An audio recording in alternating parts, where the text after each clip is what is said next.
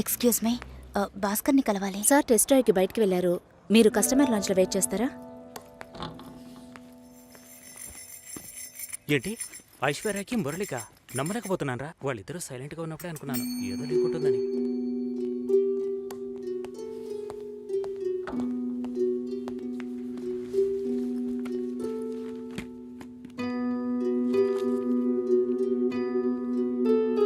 Sir, you can come. Okay.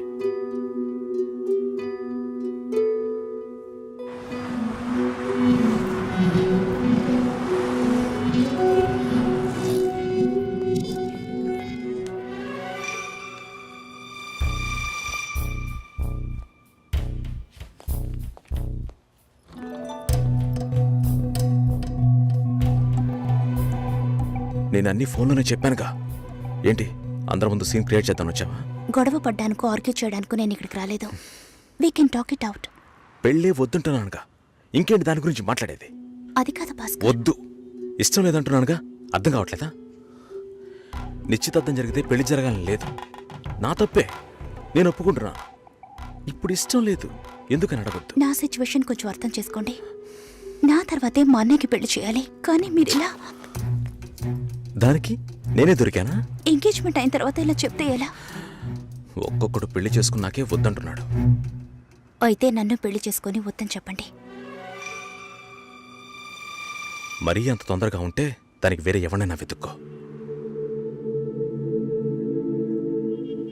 Bengaluru వెళ్తున్నాం, flight లో వెళ్తున్నాం, లాట్స్ ఆఫ్ గర్ల్స్, సూపర్ మచా. సతీష్, ఏంటి నేను బెంగళూరుకి రావట్లేదు. చెప్పే.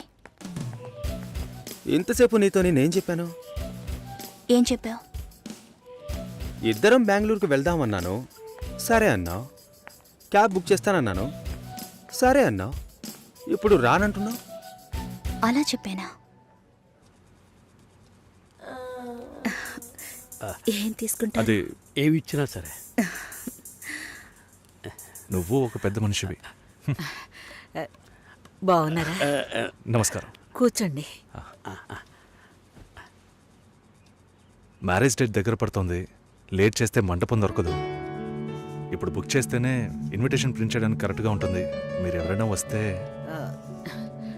మేము రావాల్సిన పని లేదు, మీరే చూసి ఏం చేసినా ఓకే. సరేనమ్మా, మేము వస్తాం. భాస్కర్ లేరా? బయటికి వెళ్ళాడు. వస్తే చెప్పండమ్మా, ఫోన్లో కూడా కాంటాక్ట్ అవ్వడం లేదు. చెప్తానులేండి. వస్తామండి.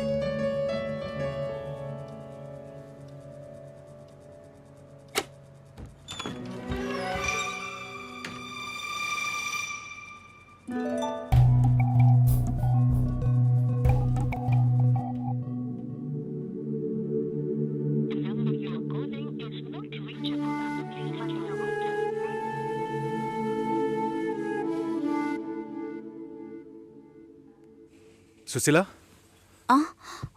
భాస్కర్తో మాట్లాడతావా? మండపం చూసాం, ఫోన్ చేస్తే తీయట్లేదు, కొంచెం మాట్లాడమంటావా? 3rd July wedding. సునీల్ వచ్చి. బాబు తప్పకుండా రండి.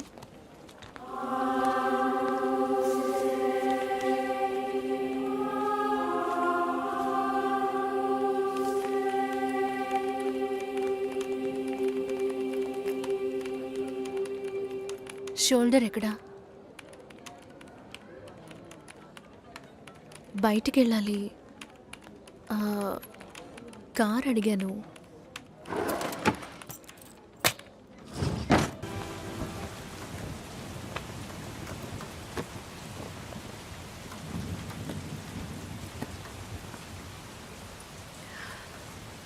రేపు పెళ్లి కూతుర్ని చేస్తారు. నేను వెళ్ళాలి.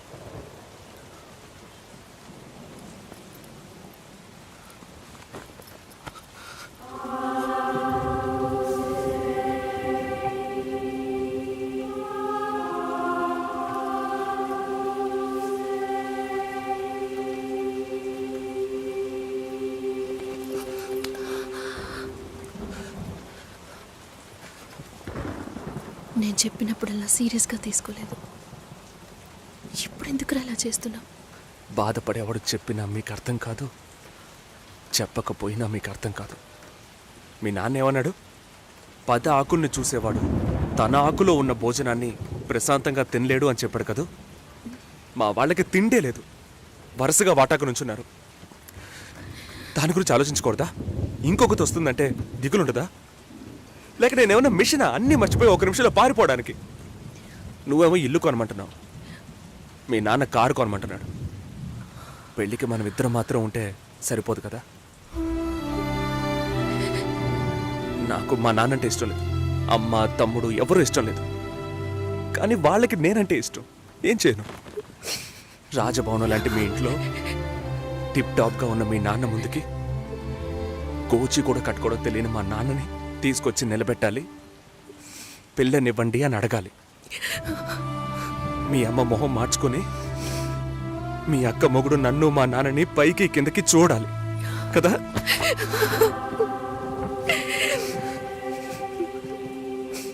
ఈ ఆలోచనలు ఎవరికైనా ఉంటాయి. ఒకవేళ మా నాన్న ఏమైనా అంటే ఏం చేయాలని ఆలోచించకూడదా? నేనే బిచ్చగాడిని కాదే, కానీ మీరు అలా అనుకుంటారేమో అని భయంగా ఉంది. లోపల ఏదో ఒక భయం రక్తంలా ప్రవహిస్తోంది. మీ నాన్న మంచోడు మంచోడు అన్నావే,